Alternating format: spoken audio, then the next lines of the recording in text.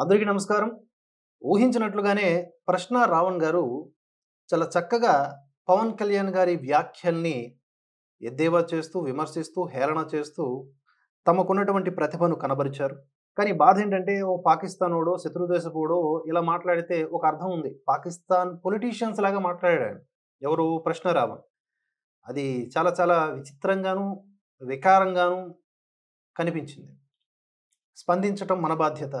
ఎలాగైతే పవన్ కళ్యాణ్ గారు ఏది మాట్లాడినా అందులో బూతు వెతికే బాధ్యతని ఆయన భుజానకెత్తుకున్నారో, దేశం కోసం ఎవరన్నా తమ వాణి వినిపించినప్పుడు బలంగా, వారి తరపున వ్యతిరేకంగా మాట్లాడే వారిని ఖండించే బాధ్యతని మనం భుజానికెత్తుకున్నాం. ఇది కాస్త సమయాన్ని తినేసేదే అయినా తప్పదు మరి. శ్రమించాలి. శ్రమిద్దాం. ముందుగా విందాం. నా మానాన నేనేదో చిన్న చిన్న రీల్స్ చేసుకుంటా, ఫన్నీ ఫన్నీ రీల్స్, ఆ లగ్గాయత్తు గారి మీద వీడియోలు చేసుకుంటా, పాడ్కాస్ట్లు చేసుకుంటా, గెస్టులతో మాట్లాడుకుంటా, ఇట్లా చిన్న చిన్న కాన్సెప్ట్స్ చేసుకుంటా ఉంటే ఒకటే మోత. అరే మా అన్న మాట్లాడాడు రా, ఇప్పుడు చెప్పరా నువ్వు, అరే ఇప్పుడు మాట్లాడండి రా మీరు, అరే సూడో సెక్యులర్ నా కొడుకులు రా మీరు, అరే ఇప్పుడు మాట్లాడరా, ఈ దేశం గురించి మాట్లాడరా అని చెప్పని అసలు విపరీతమైన మోత. సరే మాట్లాడాలని చెప్పని ఓపెన్ చేశాను. ఏం జరుగుతుందని చెప్పి ఓపెన్ చేస్తే నా అభిమానం అంటే ఉప ముఖ్యమంత్రి. ఇందులో ఆరంభంలోనే లగాయత్తు అనే పదాన్ని వాడుతూ అంటే ట్రోలింగ్ అన్నమాట. ట్రోలింగ్ మెటీరియల్ సబ్జెక్ట్ ఇదంతా.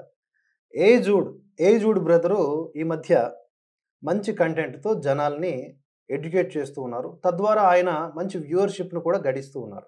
ఇప్పుడు జర్మనీలో ఉండి భారతదేశానికి వ్యతిరేక వ్యాఖ్యలు చేసేటటువంటి ధ్రువరాతి గడికి 2,00,00,000, 3,00,00,000 వ్యూస్ వచ్చినప్పుడు లేనటువంటి బాధ, జాతీయవాద కంటెంట్ అందిస్తున్నటువంటి ఏజూడ్ గారికి ఒక 1,000,000, 2,000,000, 3,000,000 వ్యూవర్‌షిప్ వస్తే మామూలు బాధ కాదు. దాంతో ఏం చేశారంటే, అంటే వీళ్ళ భావజాలం ఎలా ఉంటుందేమో, వ్యక్తిత్వ హననం చేయటం, ఎటకారం చేయటం, ట్రోలింగ్ చేయడం, తద్వారా అవతలి వ్యక్తి పైన ప్రభావం చూపేలా చేయటం. కంటెంట్‌తో కొట్టకుండా ఇలాంటి ధోరణిని అవలంబిస్తూ ఉంటారనమాట. 'ప్రశ్న రావణ్' గారు దానికి అతీతం ఏమీ కాదు. బ్రదరు అందులో సిద్ధహస్తుడు. మంచి నటుడు కూడా. బావుంటుంది. ఎంటర్‌టైనింగ్‌గా ఉంటుంది ఆయన వీడియో. అంటే ఏదన్నా మనకు నచ్చే సబ్జెక్ట్ అయితే. నచ్చని సబ్జెక్ట్ అయితే కాస్త ఇలాగే ఇబ్బందికరంగా ఉంటుంది. అంటే దేనిపైన సెటైర్ వేయాలి, దేనిపైన వేయకూడదు అనే మినిమమ్ బ్యాలెన్సింగ్ సిస్టమ్ అనేది ఈయనలో లోపించింది అనేది నాకు ఉన్నటువంటి అవగాహన. అయితే ఇప్పుడు లగాయత్ అని ఇతరత్ర పదాలతో ఏజూడ్ గారిని నిందించినంత మాత్రాన ఆయన వ్యూవర్‌షిప్‌కి వచ్చిన నష్టం ఏమీ లేదు. సరే ఇప్పుడు మ్యాటర్ ఏంటి అంటే పవన్ కళ్యాణ్ గారి స్పీచ్ గురించి ఏమంటారో చూద్దాం. నా అభిమానం అంటే ఉప ముఖ్యమంత్రి, కార్పొరేటర్ ఎక్కువ, ఎమ్మెల్యే ఎక్కువ, జగన్మోహన్ రెడ్డి గారు అన్నారు, అప్పుడు మేము ఖండించాం. అలా అనకూడదని ఎన్నిసార్లు చెప్పాం. మీరు కూడా అలా అనొద్దు, ఎప్పుడు కామెంట్లు కూడా పెడుతున్నారు, అట్లా పెట్టొద్దు. అంటే ఇక్కడ పవన్ కళ్యాణ్‌ని వ్యక్తిగతంగా టార్గెట్ చేసేటటువంటి అన్ని అంశాల మీద నేను మాట్లాడను. పొలిటికల్‌గా ఏవైతే ఈయన విభేదిస్తూ సెటైర్స్ వేస్తూ ఉంటాడో తనదైన శైలిలో దాని గురించి కూడా నాకు సంబంధం లేదు. నాకు అవసరం లేదు. ఎందుకంటే విమర్శకు, ప్రశ్నకు ఎవరు అతీతులు కారు నా దృష్టిలో. కనుక ప్రజా కోణంలో ఏ ప్రశ్న వేసినా కూడా దానికి సమాధానం చెప్పాల్సిన బాధ్యత పదవుల్లో ఉన్న వాళ్ళకుంటుంది.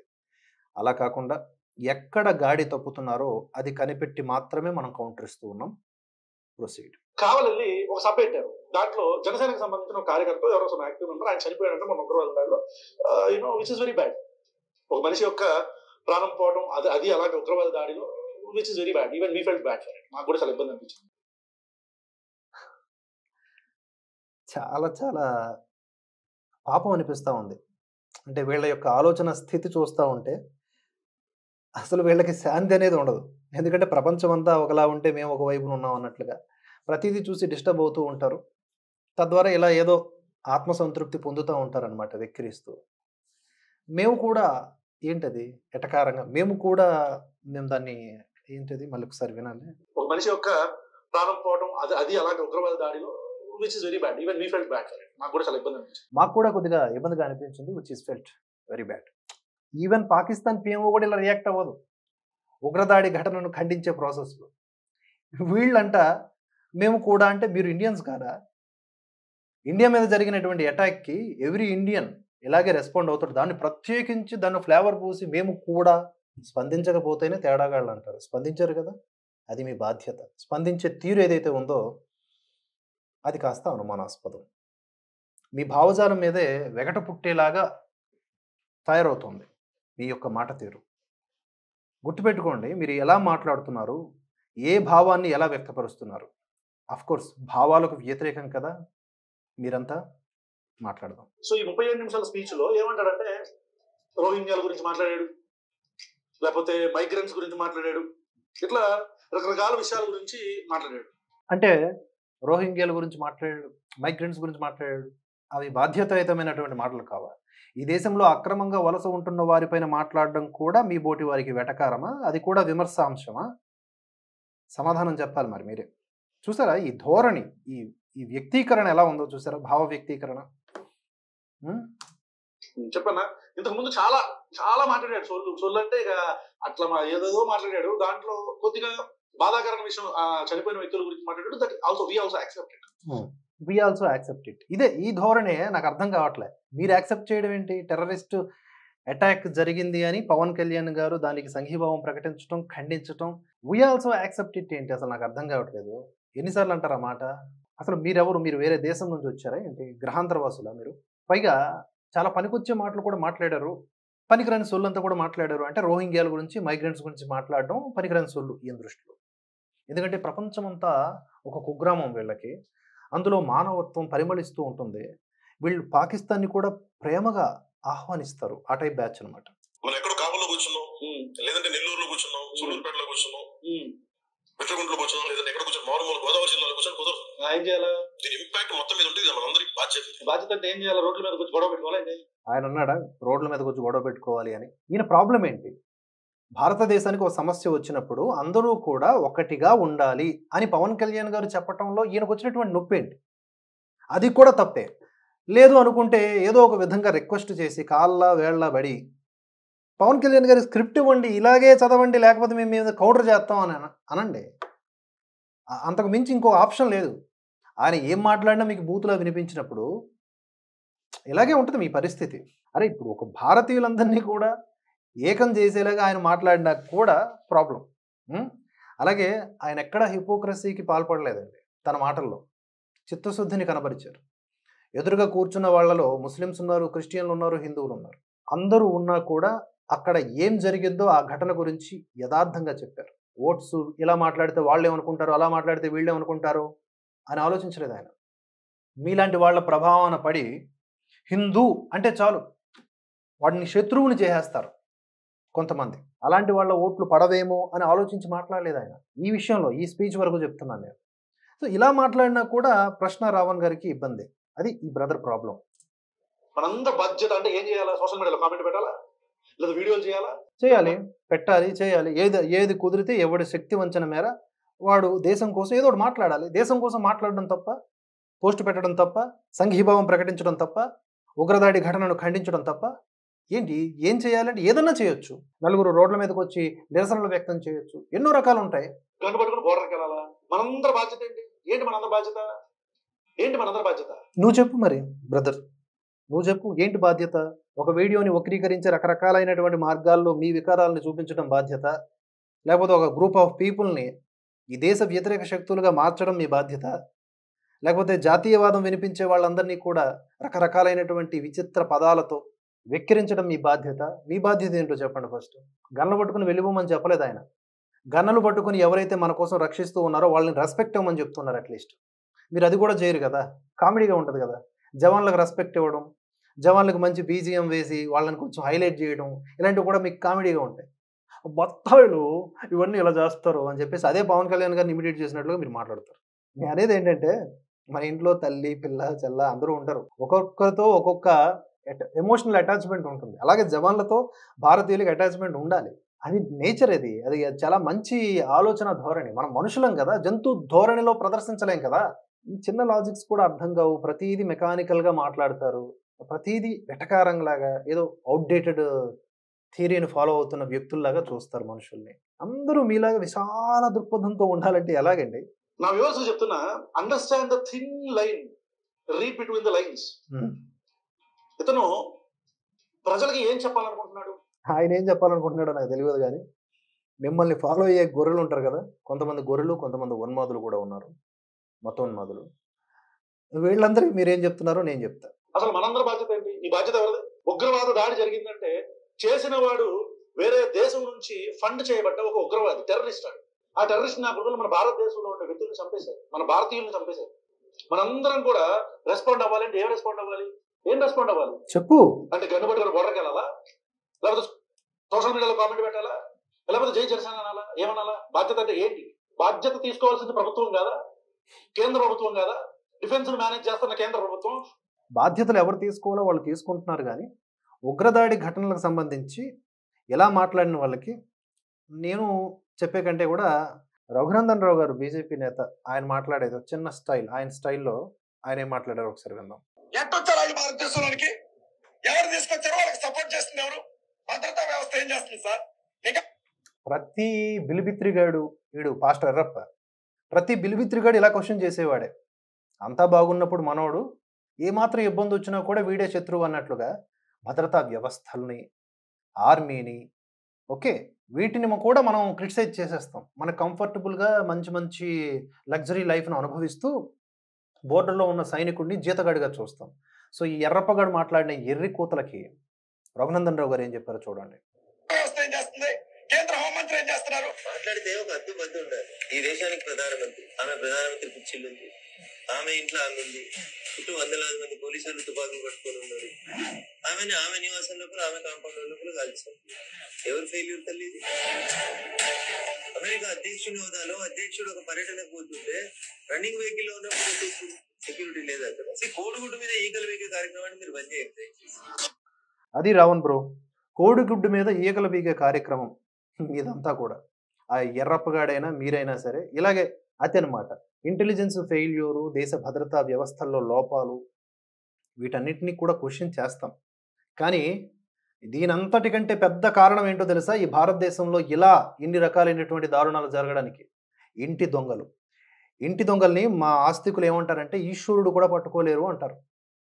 అలాంటి ఇంటి దొంగలు ఉచ్చానా కొడుకులు ఎవరైతే ఉన్నారో వాళ్ళు కశ్మీరీ స్థానికుల రూపంలో కొంతమంది ఉన్నారు.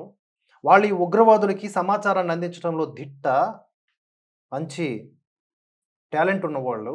ఎంత కట్టుదిట్టమైన భద్రత ఉన్నా కూడా ఏదో ఒక సమయంలో ఈ ఉగ్రదాడికి పరిస్థితులు సమకూరుతూ ఉన్నాయి. అక్కడ లోపం మూలాల్లోంచి చూడాలి. భద్రతా వ్యవస్థల్ని క్వశ్చన్ చేయొచ్చు, చాలా ఈజీ. భద్రతా వ్యవస్థలకు ఏమైనా సరదానా? మన ఇంటెలిజెన్స్ ఫెయిల్యూర్ అయ్యి మనమే నాశనం అయిపోదామని జవాన్లు ఇంతకుముందు ఎన్ని దుర్ఘటనల్లో చనిపోయారు? వాళ్ళకి సరదానా ఇలా ఫెయిల్ అయిపోయి చచ్చిపోవడం? కానీ ఎందుకు జరుగుతోంది అంటే ఉగ్రవాదుల దాడులు అంటేనే అవి ఎవడు ఊహించలేడు. ప్రపంచంలో ఎక్కడ ఉగ్రవాదుల దాడి ఘటన జరిగినా అది జరిగిన తర్వాత విస్తుపోవడమే తప్ప అది ఎందుకు జరిగింది అని చెప్పేసి ప్రభుత్వాల మీద, భద్రతా వ్యవస్థల మీద పడిపోరు. కాంగ్రెస్ గవర్నమెంట్ ఉన్న టైంలో కూడా ఈ రాష్ట్రం ఆ రాష్ట్రం అని తేడా లేదు, ప్రతి రాష్ట్రం మీద కూడా ఈ ఉగ్రవాదులు మేజర్ నగరాలన్నింటిలో కూడా దాడులు చేశారు. అప్పుడు కూడా ఇంటెలిజెన్స్ ఫెయిల్యూరే, అప్పుడు కూడా భద్రతా వైఫల్యమే, అప్పుడు కూడా ఇంటి దొంగల చొరవే. అక్కడ మాట్లాడాలి రావణ్ బ్రో. పవన్ కళ్యాణ్ గారి స్పీచ్ని వక్రీకరించి మీరు ఏదో entertainment program, you're doing good, Jabardasth program, your videos are too good because it is very funny. Okay, నవ్వు కూడా బాగుంటాయి. నలుగురిని ఎటకారం చేయడం, ట్రోల్ చేయడం, వాళ్ళ వ్యక్తిత్వాన్ని హననం చేయడం ద్వారా మనకి వ్యక్తిగతంగా కొంత రాబడి రావడం, ఇదంతా ఓకే. కానీ అట్ వాట్ కాస్ట్? దేశ భద్రతని క్వశ్చన్ చేసే ముందు ఆలోచించాల్సింది ఏంటి? అదే పవన్ కళ్యాణ్ గారు చెప్తున్నటువంటి బాధ్యత. అది మీకు ఉందో లేదో మీరే చెక్ చేసుకోండి. ప్రధానమంత్రి నరేంద్ర మోదీ పనికిరాని ప్రధానమంత్రి నరేంద్ర మోదీ కాదా? బాధ్యత తీసుకోవాల్సింది ఎవరు బాధ్యత తీసుకోవాలి? ప్రజలు బాధ్యత తీసుకోవాలా?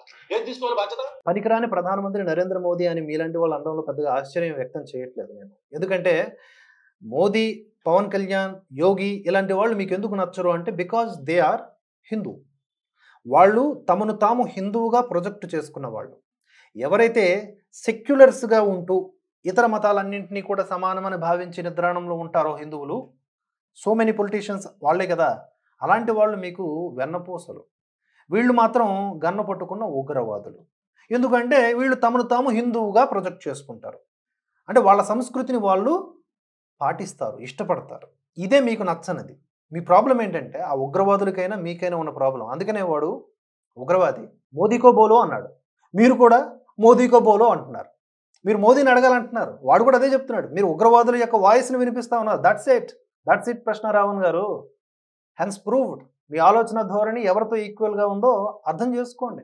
నాస్తికత్వం పేరిట మీరు చేస్తున్న ఈ రాజకీయ విశ్లేషణలు ఏవైతే ఉన్నాయో అవి భారతీయత మీద దాడిగా ఉన్నాయి నాకైతే. జాతీయతావాదం మీద కూడా దాడి. జాతీయతావాదం లేని దేశాలు తగలబడిపోయినాయి. చరిత్ర చూసుకోండి ఎక్కడెక్కడ ఉన్నాయో. లోపాలు ఏమన్నా ఉంటే సంస్కరించడం వేరు, సంస్కరణ వాదం వినిపించడం వేరు. విక్రించడం ద్వారా ఏమవుతుంది? మన వికృత రూపం ప్రపంచానికి కనిపిస్తుంది, అంతే. లాస్ట్ 10 minutes పెట్టా, ఎందుకంటే ఆ అబ్బాయి మళ్ళీ గంట రోస్టింగ్ చేసుకొని ఇతను మాట్లాడి అర్థం లేని మాటలు. లాస్ట్ 10 minutes ఎందుకు పెట్టుకున్నారంటే మీరు ఏదో ఎద్దేవా చేయడానికి ఉపయోగిస్తాయి అని చెప్పేసి. అండ్ మిగతావన్నీ కూడా మంచి మాటలు ఉండొచ్చు, లేకపోతే అవి మీకు వినసొంపుగా ఉండకపోవచ్చు. అది మీ పర్సనల్ చాయిస్.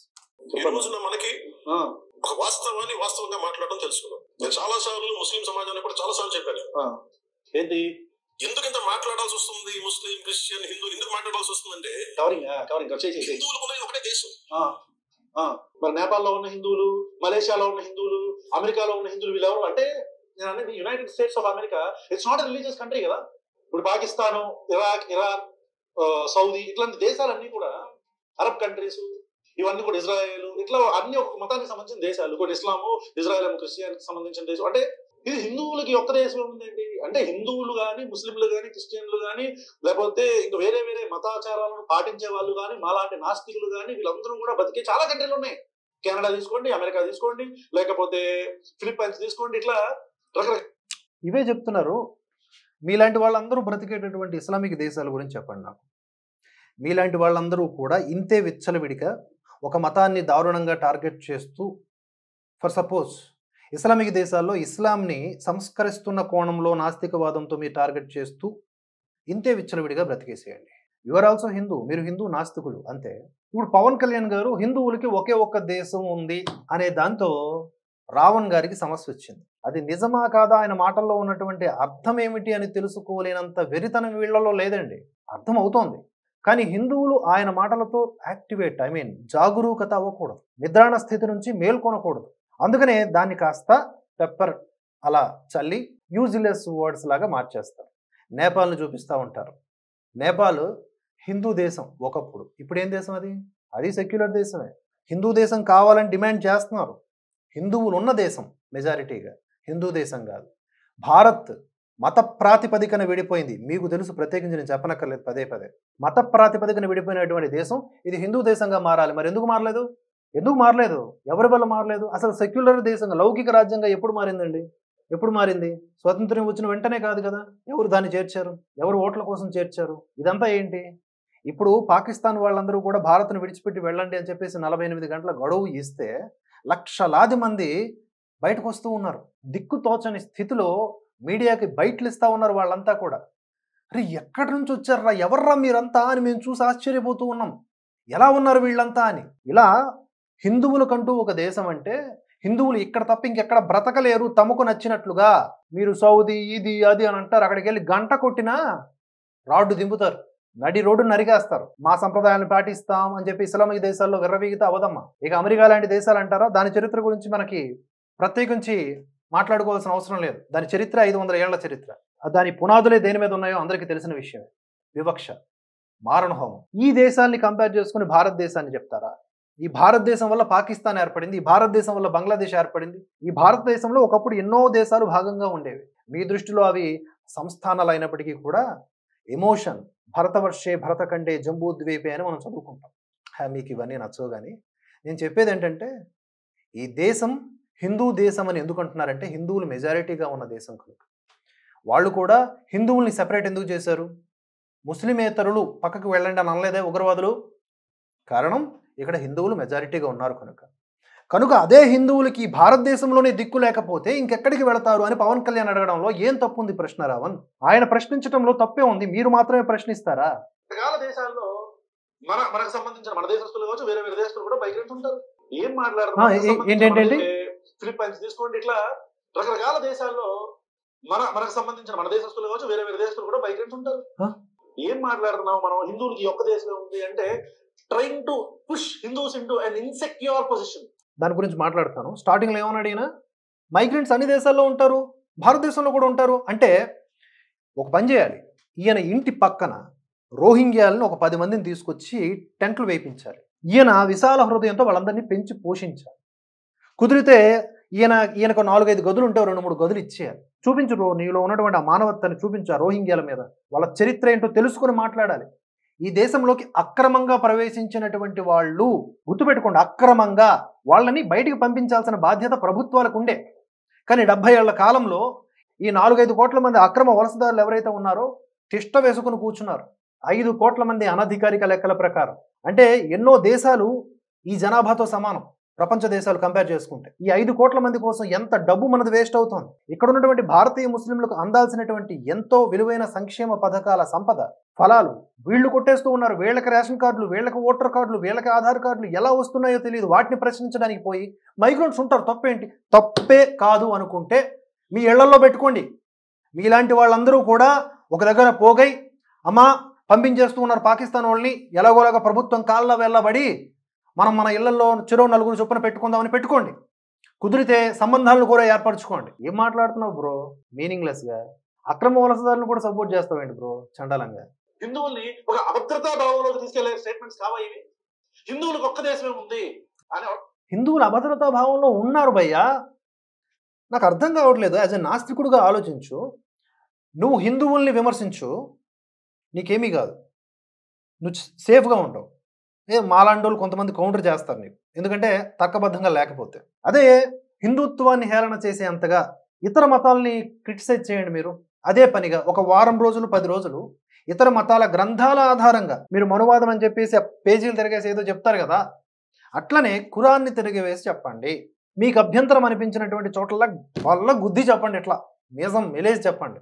24 hours టైం ఇస్తారు మీకు, తర్వాత చెక్కేస్తారు ఆ వీడియోలు డిలీట్ చేయకపోతే.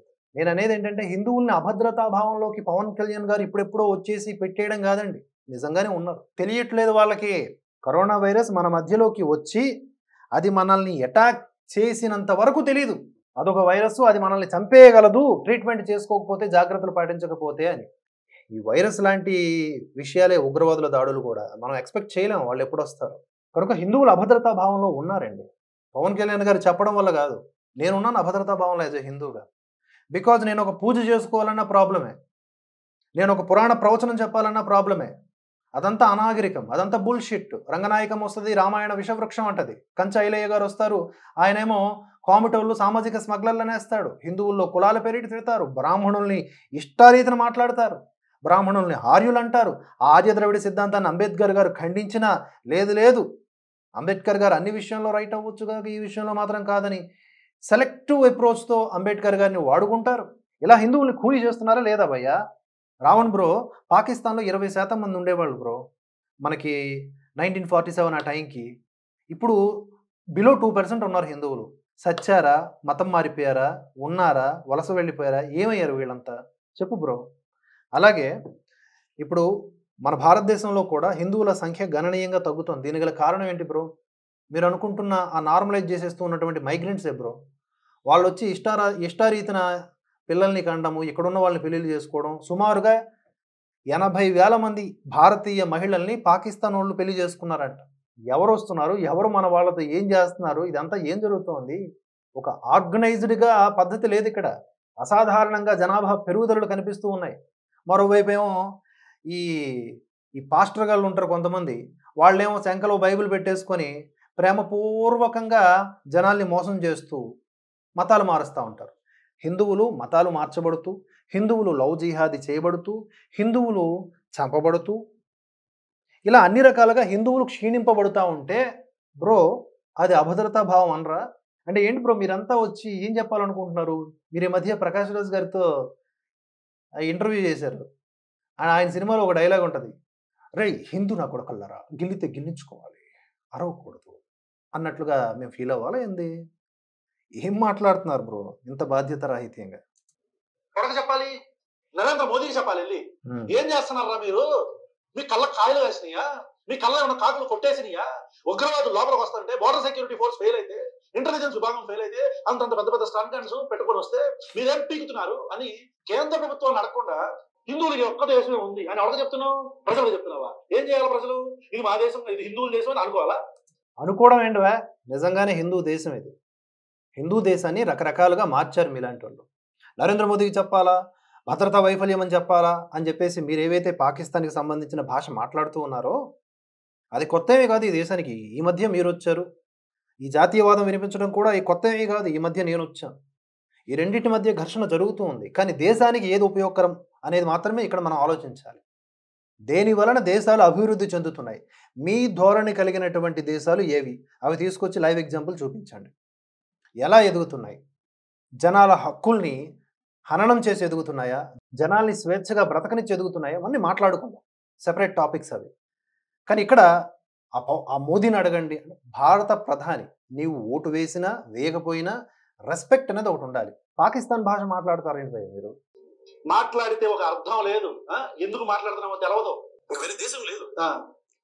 ఇక్కడ కూడా హిందువులు టార్గెట్ చేసి చెప్తే ఎక్కడ పారిపోతారు? ఎవరు టార్గెట్ చేశారు చూడండి, ఎవరు టార్గెట్ చేశారు? ఉగ్రవాదులు. దాంట్లో క్లారిటీ ఏంటి మీకు? ఇంకేం క్లారిటీ రావాలి? ఉగ్రవాదులు టార్గెట్ చేశారు. ఓహో, వక్రీకరిస్తారు కదా, మర్చిపోయాను, చెప్పండి. ఏదో అంటే ప్రజల్లో ఒక అభద్రతా భావాన్ని తీసుకురావడం. అభద్రతా భావం ఏందయ్యా, నాకు అర్థం కాదు. 26 మందిని పొట్టన పెట్టుకున్నారు, ఇంత నేమ్ ఆఫ్ రిలీజియన్, హిందువుల్ని సెపరేట్ చేసి కాల్చి చంపితే, కల్మా చదవండి, కల్మా చదవడం రాకపోతే ఇంకా బట్టలిప్పి ఇన్ని క్రాస్ చెక్కులు చేసుకుని చంపితే, వేటాడి చంపితే ఉగ్రవాదులు. ఇక్కడ కూడా మన హిందువులు వేరే దేశం లేదు, ఇక్కడ కూడా మనం టార్గెట్ చేసి చంపిస్తే ఎక్కడికి పోవాలి? ఎవరిని అడగాలి క్వశ్చన్? ఒరే నరేంద్ర మోదీ అని ప్రజలు అంటారు. ప్రజలు అంటారో లేదో కానీ బ్రో, మీలో ఉన్నటువంటి తీటనంతా తీర్చుకోవడానికి పవన్ కళ్యాణ్, మోదీ, యోగి లాంటి వాళ్ళు దొరికారు మీకు. వాళ్ళు మిమ్మల్ని ఏమనరు. వేరే వేరే పొలిటీషియన్స్ అయితే లోపలేసి కుమ్మేస్తారు. వీళ్ళు ఏంటంటే భావ ప్రకటన స్వేచ్ఛ కింద ప్రతి భావజాలము కూడా తమ తమ పరిధుల్లో ముందుకు వెళ్ళాలి అని కోరుకుంటున్న వాళ్ళు. అందుకనే ధ్రువరాతి కానీ లేకపోతే మీలాంటి వాళ్ళు కానీ ఎన్ని వీడియోలు చేసినా వాళ్ళు రియాక్ట్ అవ్వరు. ఎందుకంటే 2 వెర్షన్స్ వినని, జనానికి వదిలేద్దాం, వాళ్ళు డిసైడ్ చేసుకుంటారు. నా వెర్షన్ నాది, మీ వెర్షన్ మీది. ఏది విషమో, ఏది విషపు విరుగుడో దే విల్ డిసైడ్. అలా అనేసినంత మాత్రాన మీరు గొప్పోళ్ళు అయిపోరు మీరు. అది జస్ట్ మీలో ఉన్నటువంటి ఆ పైత్యాన్ని సాటిస్ఫై చేయించుకోవడం అంతే. అనుకోండి, మీ విజ్ఞత అది. నరేంద్ర మోదీ గారు, మీరు హిందువులకి ఒక్క దేశమే ఉంది, అభద్రతా భావం, ఇక్కడికి వచ్చి చంపేస్తున్నారు హిందువుల్ని, నువ్వు ఎక్కడికి పోవాలి? నిన్ను ఎన్నుకున్నాక చట్టనీతిగా చారి అని, నిన్ను ఎన్నుకున్నాక మేము, నువ్వు మమ్మల్ని కాపాడాలిగా, నిన్ను చూసా కదా వెళ్ళింది. ఒక ఇంటర్వ్యూలో అమిత్ షా చెప్పారుగా, ఎలాంటి కాశ్మీర్కి మేము ఉన్నామని చెప్పని. అవును, మిమ్మల్ని నమ్ముకొని పోయారు. మనిద్దరం సంఘం రాసుకొని తిరుగుతున్నాం కదా, మనల్ని నమ్ముకోరగా వెళ్ళింది. మరి ఇప్పుడు మనల్ని నమ్ముకొని వెళ్ళినప్పుడు, ఈ ఒక్క దేశంలో హిందువులకు ఉన్నప్పుడు మీరేం పీకుతున్నారని అడగాల్సింది నరేంద్ర మోదీ. మీ సపరేట్ ప్రజలకు చెప్తామండి. 26/11లో ఏం పీకుతున్నారో, ఇలాగే ఈ దేశంలో ఎన్నిసార్లు ఉగ్రవాద దాడుల ఘటనలు జరిగాయో అప్పుడు ఏం పీకుతున్నారు, ఇప్పుడు అదే పీకుతున్నారు. ఉగ్ర దాడులు ఎవ్వడు ఎక్స్పెక్ట్ చేయలేడు. దేశంలో మిగతా రాష్ట్రాలన్నింటిలో కూడా పర్ఫెక్ట్గా ఇంటెలిజెన్స్ ఫెయిల్యూర్ కాకుండా ముందుకు వెళుతూ ఉన్నా కశ్మీర్లో ఎందుకు ఫెయిల్ అయ్యింది అన్నదానికి రీజన్ కనుక్కోవాలి. అలా మనం తర్కం జోడించి ఆలోచించాలి. నిందించటము, వెక్కిరించటమే అలవాటు ఉన్నోడు కన్న తల్లిని కూడా ఏదో ఒకటి అంటాడు, దూషిస్తాడు. అట్లా ఇక్కడ మనం ఆలోచించాల్సింది ఏంటంటే, ఎందుకు ఇంటెలిజెన్స్ ఫెయిల్యూర్ అయ్యింది? స్థానికుల సహకారం వల్ల, అక్కడ ఉన్నటువంటి వేర్పాటువాదుల యొక్క బ్రెయిన్ వాషింగ్ వల్ల. ఇప్పటికీ కొన్ని వందల వీడియోలు నెట్టింట సర్క్యులేట్ అవుతూ ఉన్నాయి. ఐఎమ్ కాశ్మీరీ నాట్ ఇండియన్, కలిస్తే పాకిస్తాన్లో కలుస్తాను, భారత్లో కలవను. కొంతమంది పిల్లలు, చిన్న చిన్న పిల్లలు మాట్లాడుతూ ఉన్నారు పాకిస్తాన్కి అనుకూలంగా నినాదాలు చేస్తూ. ఇలాంటి వాళ్ళు ఎంతోమంది ఈ 1.5 కోట్ల మంది ఉన్నటువంటి జమ్మూ కాశ్మీర్లో ఎంతమంది ఉన్నారో తెలియదు. అంతమందిలో కొంతమంది ఉగ్రవాదులకి సహకరిస్తే చాలా ఈజీగా ఉంటుంది కదా ఆపరేషను. వాళ్ళు ఎలా వస్తున్నారు? వాళ్ళు ఇక్కడే ఉన్న వాళ్ళ, లేకపోతే ఏమన్నా సొరంగాలు పెట్టుకుని వస్తున్నారా? ఎవరి ద్రోహం వల్ల వాళ్ళు ఈ దేశంలోకి చొరబడుతున్నారు? ముఖ్యంగా కశ్మీర్లో మాత్రమే ఎందుకు ఇలా జరుగుతోంది? సరే, ఇప్పుడు దాన్ని పూర్తిగా రాష్ట్రపతి అధీనంలో ఉంచుదాము, కేంద్రపాలిత ప్రాంతంగానే దాన్ని కంట్రోల్ చేద్దాము అని అంటే సుప్రీంకోర్టులో పిటిషన్ వేస్తారు మీలాంటి వాళ్ళు. వేయంగానే అక్కడ ప్రజాస్వామ్యాన్ని నెలకొల్పాలంటారు. అసలు ఆగరే. ఒక పక్క విత్తనాలు వేసేయంగానే అన్నం వండియాలి మీకు, ఆగరు. ఆర్టికల్ 370 70 ఏళ్ళు మేపింది వాళ్ళని. అది తీసేసిన తర్వాత ఇమ్మీడియట్గా వాళ్ళంతా కూడా భారతీయులు అయిపోతారా? వాళ్ళ ఆలోచనల్లో ఇంకా భారతీయత అనేది ఇంజెక్టే కాలేదు. పాకిస్తాన్ ప్రేరేపిత ఉగ్రమూకల యొక్క పైత్యము, ఆ యొక్క టెర్రరిజం భావజాలాలే ఉంటాయి చాలామందిలో. కొద్దో గొప్పగా ఉండొచ్చు ఇటువైపు, భారత్ వైపు, లేదా మేము కశ్మీరీలము అనే భావన ఎక్కువ మందికి ఉంటాయి. ఇప్పుడు మనకేమో ఆ కశ్మీర్ చాలా కీలకమైన భూభాగం అయ్యాయి, వదిలేయలేము. అప్పట్లో రాజా హరిసింగ్ అదే కదా చేశాడు. నేను ఇండివిజువల్గా ఉంటాను అన్నాడు ఆయన స్టార్టింగ్లో. పాకిస్తాన్లో చొక్కటి పీకంగానే వచ్చి మన వాళ్ళ కాళ్ళ మీద పడ్డాడు, మన వాళ్ళు వెళ్ళి ప్రొటెక్ట్ చేశారు. ఇది కదా ఫస్ట్ మనకి పాకిస్తాన్కి వారు. చరిత్ర మీకు తెలుసు, ప్రత్యేకించి నేను చెప్పనక్కర్లేదు. కానీ మీరు ఏం చెప్పాలనుకుంటున్నారు అనేది నాకు ఇప్పటికీ అర్థం కావట్లేదు. కేవలం ఖండిస్తూ ఉన్నారు. అది అంటే ఒక దేశభక్తిని ప్రదర్శించడం కూడా బూచిగా చూపిస్తున్నారు మీరు, తప్పుగా. హిందువులకు చెప్పడం ఏంటి? అడగాల్సింది రాజకీయ నాయకులను అయితే. మరి హిందువుల్ని ఏరుకోరి చంపినప్పుడు హిందువులు కాకుండా ఇంకెవరు చెప్తారు భయ్య? ఇప్పుడు మీ ఇంట్లో వాళ్ళకి ఏదన్నా అయింది అనుకోండి, మీ ఇంటికి ఇన్ఫార్మ్ చేస్తారా, పక్కింటికి ఇన్ఫార్మ్ చేస్తారా? దేశాన్ని మేము ఓడబడుస్తున్నాం. చౌకీదార్ చౌకీదార్ వాచ్మెన్ చౌకీదార్ హూ కిస్కా చౌకీదార్ కిదరగా చౌకీ. ఎందుకు అలాగా నాకు అర్థం కావట్లేదు. ఓకే, సమ్ ఏరియాస్లో అది బాగానే ఉంటుంది, కానీ భారతదేశ ప్రధానిని ఉద్దేశించి మాట్లాడుతున్నప్పుడు మాత్రమే కొంచెం విచిత్రంగా ఉంటుంది అనమాట. అది చాలా అసహ్యంగా ఉంది. ఎక్కడికి వెళ్ళారు చౌకీదారు? అని అంటే ఏం చేస్తారు బ్రో మీరు? నాకు అర్థం కాదు. భారత ప్రధాని కనబడితే ఏం పీకబట్టి అయినా చంపేస్తారా ఏంది? నాకు అర్థం కాదు. ఏం చేస్తున్నారు మీరు? ఒక దేశ ప్రధానిని క్వశ్చన్ చేసే విధానం ఇదేనా? అని అంటే ఏమొస్తుంది? ఎందుకు అలాగా పిండుకోవడం? పవన్ కళ్యాణ్ గారు మిమ్మల్ని ప్రశ్నిస్తున్నాం, చౌకీదార్ ఎక్కడికి పారిపోయాడు? తీవ్రవాదులు వస్తున్నప్పుడు ఆ లోపల నా కొడుకులు బూతులు వస్తుంది, వాళ్ళు లోపలికి వచ్చి మనుషులు. ఉగ్రవాదుల విషయంలో బూతులు మింగేయడం ఎందుకు భయ్యా? నరేంద్ర మోదీని తిట్టేటప్పుడు ఫిల్టర్ లేదు, ఉగ్రవాదుల విషయంలో బూతులు వస్తున్నాయి, కంట్రోల్ చేసుకుంటున్నారు ఎందుకు అనండి? ఆ ఉగ్రవాదులు ఎవరు? ఇస్లామిక్ తీవ్రవాదులు, పాకిస్తాన్ ప్రేరేపిత ఇస్లామిక్ తీవ్రవాదులు. కల్మా చదవమన్నారు, చదవడం రాకపోతే చంపేశారు. సుంతి అయిందా లేదా చూసి చంపేశారు. వాళ్ళు ఏ మతస్థులు, ఏ మతాలని చంపారు? చెప్పండి భయ్య, తప్పే ఉంది? పిట్టలు కాల్చినట్టు కాలుస్తుంటే చౌకీదార్ ఇంటెలిజెన్స్ ఫెయిల్ అయిందా? ఫెయిల్ అయింది. ఇంక ఇదే చెప్తా ఉంటాడు ఈయన. అనాల్సిన వాళ్ళని అనకుండా ఆ బ్లేమ్ ప్రజలు అందరూ మనందరం ఏంటది ఊరికే కూర్చుంటే సరిపోదు. ఏం చేయాలి? గన్నులు పట్టుకుని బోర్డర్కి పోవాలా? అలా పోవాలన్న రిక్రూట్మెంట్ తీసిపడేశారుగా. అగ్నివీరు, యుద్ధవీరు అని చెప్పి పేర్లు పెట్టి. ఈ అగ్నివీరు వీటన్నింటి గురించి, వీటి తాలూకు ఫలితం మీకు త్వరలో తెలుస్తుంది. అదే మనం ఎందుకు దేని బేస్ మీద మాట్లాడతామంటే మనకు అవసరం. మోదీని ఎటకారం చేయాలి, విమర్శించాలి. భద్రతా దళాలని కూడా మనం క్వశ్చన్ చేస్తాం. మన ఆర్మీ విభాగం కానీ, వాయుసేన విభాగం కానీ, నేవీ విభాగం కానీ, వీటిని కూడా మనం ప్రశ్నించేస్తాం, శంకిస్తాం. వ్యవస్థలను నాశనం చేసేసి, ఆర్మీని కట్ చేసేసి, బోర్డర్ సెక్యూరిటీ ఫోర్స్ లో ఉన్న ఫోర్స్ అంతా తీసుకొచ్చి నక్సలైట్ల మీద, ఇట్లా అన్నల మీద, మావోయిస్టుల మీద వీళ్ళు కూంబింగ్ ఆపరేషన్ లో వేల జవాన్లందరినీ అక్కడ పెట్టి అక్కడ సెక్యూరిటీని వీక్ చేసి. ఓ దట్ట, ఐ థింక్ వాటో ఇదా మీ ప్రాబ్లము? మంచిది. మరి మన అన్నలు రాను ఎలా మారిపోయారు చెప్పనా? ఇన్ఫార్మర్ల నెపంతో గిరిజనులు ఎంతోమందిని చంపేశారు కదా. ఎటుపోతున్నారు? వాళ్ళని రెచ్చగొట్టి పాపం వాళ్ళేమో అడవుల్లో ఉంటున్నారు. వాళ్ళను రెచ్చగొట్టి మాత్రం ఇక్కడ ఉన్న వాళ్ళు ఎవరైతే ఉన్నారో వాళ్ళు విశాలమైనటువంటి భవంతుల్లో ఉండి లగ్జరీస్ని పొందుతూ ఉన్నారు. వాళ్ళ పిల్లలేమో విదేశాల్లో చదువుకుంటూ ఉన్నారు. వీళ్ళు మాత్రం అన్నలైపోయి చచ్చిపోవాలి, కాల్పుల్లో చచ్చిపోవాలి, లేదా చంపేయాలి పోలీసుల్ని. ఇది మంచిది ప్రజాస్వామ్యంలో. ఇక్కడ పెట్టడం మీకు ప్రాబ్లం వచ్చింది. ఒకటి, భద్రత కొరబడింది, జవాన్ల రిక్రూట్మెంట్ జరగాలి, అడగండి. అక్కడెందుకు పెట్టారు, ఇక్కడెందుకు పెట్టారంటే శాంతి భద్రతలకు విఘాతం కలిగించేటటువంటి ఏ శక్తుల మీదైనా సరే కేంద్రం చర్యలు తీసుకుంటుంది. అది ఇప్పుడే మొదలు పెట్టారా ఏంటి? గతంలో ఎప్పుడు జరగలేదా? ఎప్పటి నుంచి ఉంది ఈ సమస్య? ఏంటైతే ఏంటి చెప్పాలనిపించింది. ఏం చెప్పాలనుకుంటున్నావు? ఏంటి? What you want to tell? అక్కడ మీకే అర్థం కావట్లేదు. ఆయన స్పష్టంగా చెప్తూ ఉన్నారు, మోదీని అంటున్నట్టు కాదు, భారతదేశాన్ని అంటున్నట్టు. ఆయన భారత ప్రధాని. మీరు ఎలాగైతే రెస్పెక్ట్ ఇవ్వరో దేశ ప్రధానికి, పాకిస్తాన్ వాళ్ళు కూడా అలాగే రెస్పెక్ట్ ఇవ్వరు. పైగా ఆ దేశం శంకనాగిపోయింది. భారతదేశానికి నరేంద్ర మోదీ ప్రధానమంత్రి అయ్యాక ఆ దేశపు కరెన్సీ విలువ పడిపోయింది, ఆకలికి కటకటలాడుతోంది, అప్పు పుట్టట్లేదు, ఏదో అలాగా గుడ్డిలో మెల్లలాగా గ్రే లిస్ట్ నుంచి అలా తప్పించుకుంటూ ఉంది. బ్లాక్ లిస్ట్లోకి ఎప్పుడు వెళ్ళిపోద్దో తెలియదు. వరల్డ్ బ్యాంకు రుణాలు ఇవ్వాలి అంటే అది చెప్పిన రూల్స్ని ఆ దేశం పాటించాలి. పిచ్చ బతుకైపోయింది. దాన్ని యుద్ధం చేయకుండానే దాన్ని అట్లా పడుకోబెట్టాం. కనుక మోదీ అంటే ఒక రకమైన కోపం వాళ్ళకి, కసి, చంపేయాలి మోదీని, అది కసి అనమాట వాళ్ళకి. ఆ కసితో మోదీ కొబోలో అన్నారు.